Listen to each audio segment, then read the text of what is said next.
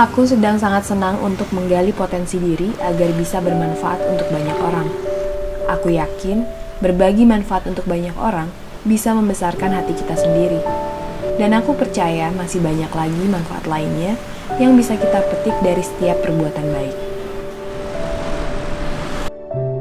Manusia lahir, mengenyam pendidikan, bekerja, menikah, lalu memiliki keluarga. Aku rasa sebagian dari kita setuju dengan fase itu, tapi tidak juga bagi sebagian orang. Seperti Dr. Dani, membantu sesama manusia merupakan bagian dari hidupnya. Nah terus, kenapa sih kayak hemoglobin itu perlu diperiksa buat terutamanya remaja pun?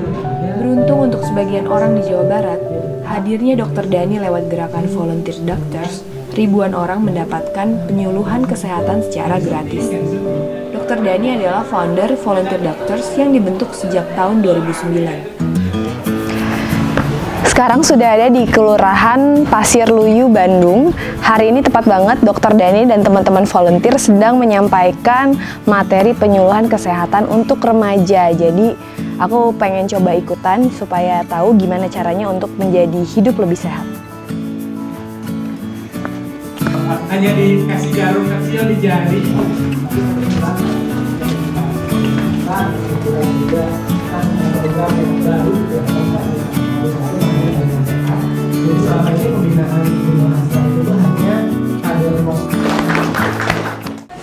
Ini kayaknya aku agak sedikit gendut karena ada wireless sedikit.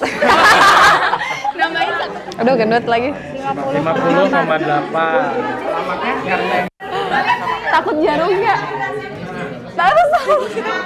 Aku juga takut. Dr. Dani, kegiatan yang Dr. Dani buat itu sangat menginspirasi banget.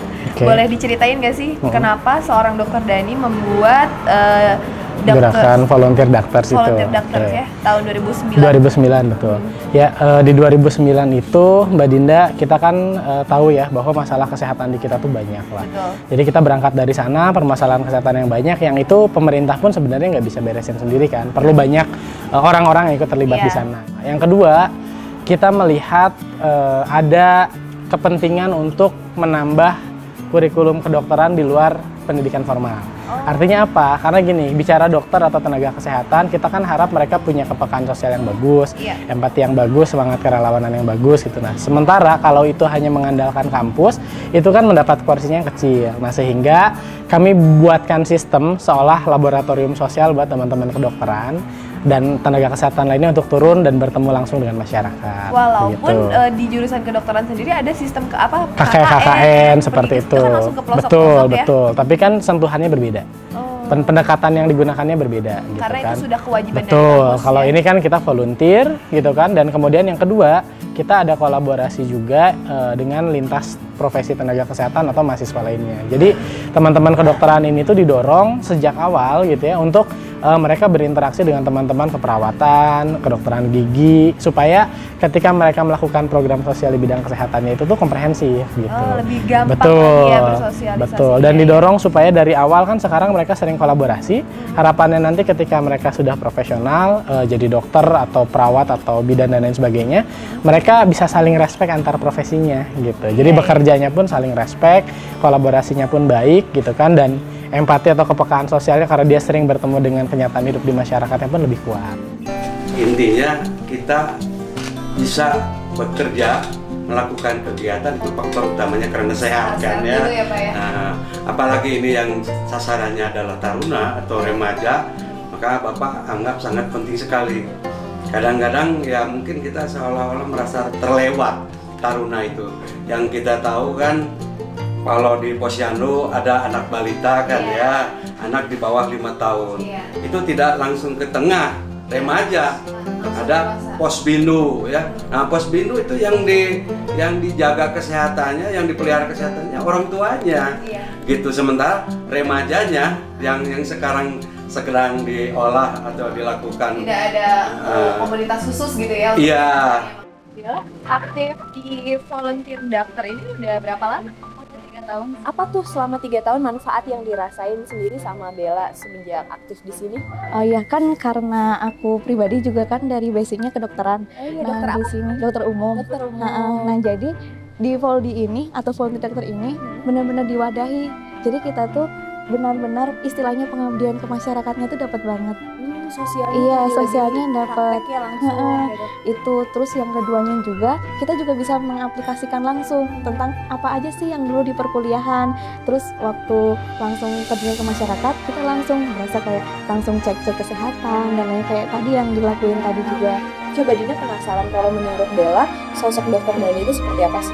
Ya, kalau sosok Dokter Dani Ferdian itu tuh penggagas yang dan panutan ya, penggagasnya bagus banget karena beliau menggagas suatu gerakan yang benar-benar nggak ada sekat gitu, nggak ada harus kampus A, kampus B, tapi semuanya bisa dan mewadahi kita. 11 tahun lebih muda dari aku ya. Di panti sosial di Kota Bandung untuk menampung para lansia, terutama perempuan semua ya di sini gitu, nenek-nenek semua. Dan kita ini akan melakukan salah satu kegiatan social movement ya. Yang dilakukan pada saat ini kita melakukan penyuluhan dan screening kesehatan buat lansia. Plus ada satu lagi yang mungkin berbedanya, kekhususan untuk pembuatan gigi palsu dari aspek kedokteran giginya. Karena dengan giginya yang mereka nggak punya gigi gitu kan, akhirnya fonasi lafal terganggu, bicara juga akhirnya terganggu. Dari segi makanan pun gitu ya, untuk proses pencernaan dan pengunyahan makanannya terganggu. Nah maka dari itu, karena kan di tim kita ada dokter gigi gitu, tim dokter gigi ini punya inisiatif untuk kita buatkan aja gigi palsu gitu. Betul, jadi hadiah lah buat nenek supaya happy life juga, kualitas hidupnya tuh bisa meningkat dengan dia punya gigi baru dan lain sebagainya.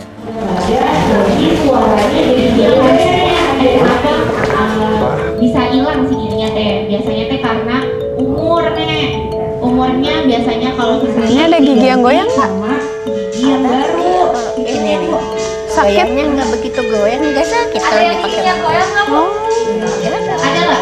Makanya bahkan yang keras-keras masih bisa. Enggak tuh udah 60. Di bawah 60. Ini teh biasanya. Ada nggak proses yang susahnya gitu?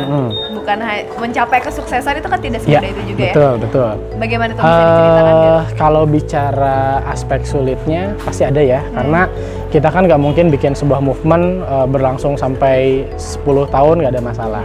Yang terberat mungkin ketika di awal ya. Di awal itu tuh beratnya di mana? Karena yang pertama kita kan ngebangun ketika mahasiswa tahun 2 nih, mahasiswa tahun 2 yang dalam artinya di ngebangun sesuatu yang baru itu kan pasti kita harus ngajakin SDM satu persatu ya. Kita kan memulai dari nol karena ini di luar sistem kampus gitu. Sehingga kesulitan tuh muncul dari sumber daya manusia. Kita harus mulai ngajakin satu persatu. Kedua dari materi lah, artinya uang, alat kesehatan dan lain sebagainya. Modal kan untuk berkegiatan juga kita harus rogoh kocek sendiri dari modal mahasiswa gitu kan.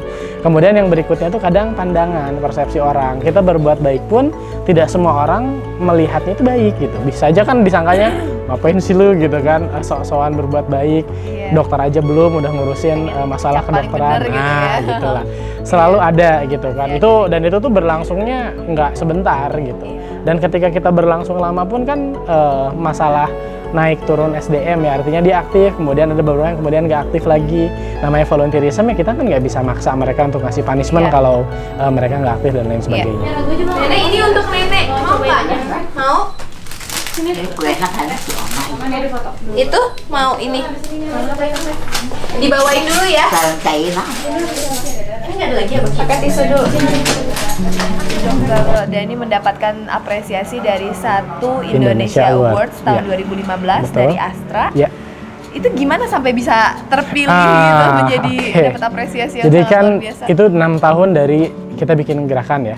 Selama 6 tahun itu kita nggak pernah terfikirkan atau berpikir sama sekali bahwa kita itu akan mendapatkan award dan lain sebagainya. Karena kami pun nggak tahu gitu. Tiba-tiba di 2015 menjalani serangkaian proses dari Astra dan kemudian dinobatkan jadi salah satu peraih penghargaan.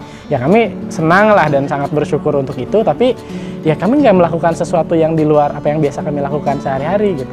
Kita kan tidak berpikiran untuk berbuat ini untuk dapat penghargaan, betul. Jadi yang kita lakukan ya aktivitas-aktivitas pelayanan, pengabdian gitu kan, jadi sosial masyarakat normal saja. Mungkin itu dipotret kan sama pihak-pihak luar yang kemudian melihat konsistensi itu gitu.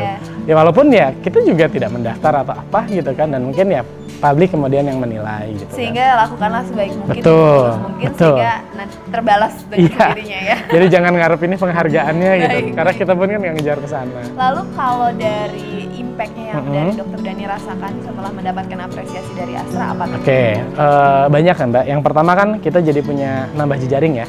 Nambah jejaringnya itu berarti dengan Astra dan juga anak-anak perusahaannya Astra gitu. Nah, apa yang bisa kita lakukan dengan Astra gitu? Di antaranya kita bangun beberapa program kolaborasi. Yang tadinya misalkan tuh kita kan kesulitan di resources sumber daya ya gitu. Sekarang dengan Astra kan mereka bisa ngasih bantuan itu, atau bahkan kita juga bisa implementasikan konsep-konsep yang kita bangun di kampung berseri Astranya atau daerah binaannya. Sehingga kan aspek kemanfaatan dari program yang kita bikin bisa diduplikasi di banyak tempat gitu. Dan itu berkelanjutan dan ya lebih berdampak kan gitu. Itu sih yang saya rasakan yang pertama. Yang kedua, tidak bisa dipungkiri kita bisa ada menyebar di beberapa daerah untuk kemudian jadi gerakan serupa. Salah satunya pun ya ada Astra terlibat di sana. Karena apa? Karena kan Astra itu penerima apresiasi itu kan selalu dibina ya, artinya diajak kemana untuk bicara, kemudian juga ya mengisi materi berkaitan dengan kegiatan sosial seperti ini. Sehingga kan orang-orang tuh ada yang melihat itu, mendengarkan, dan terinspirasi. Karena kan Astra ngangkat dari mulai seminarnya, atau radio, atau dalam tayangan video gitu kan. Banyak orang yang kemudian melihat dan kemudian tertarik. Gimana sih caranya?